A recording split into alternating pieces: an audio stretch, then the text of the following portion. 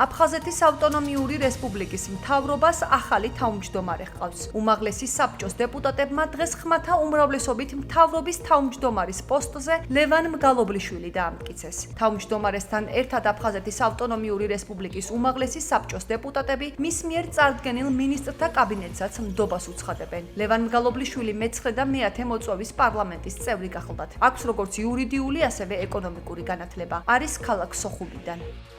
მე და ჩემი გუნდი ვართ და ვიქნებით ორიენტირებული თითოეული თემის კეთილდღეობაზე და ეს გეგმაც შეესაბამება იმ მომავალ მოქმედებებს, რაც უნდა ჩავატაროთ და ერთი შემიძლია გითხრათ, რომ ჩვენ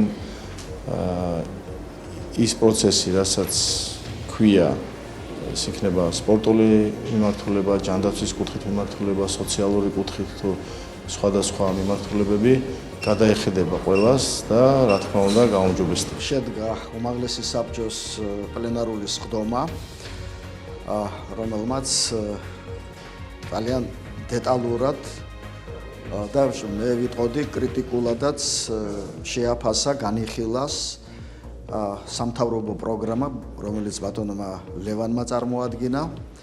მაგრამ საბოლოო ჯამში მიუხედავად იმ კრიტიკული შენიშვნებისა და მთელი რიგი სურვილებისა, რომელიც გამოითქვა, ერთხმად იქნა დამტკიცებული თავრობის შემადგენლობა, სამთავრობო პროგრამა. ძალიან დიდი იმედი მაქვს, რომ დღევანდელი მთავრობა იქნება კიდევ უფრო წარმატებული, ვიდრე იყო წინა მთავრობები.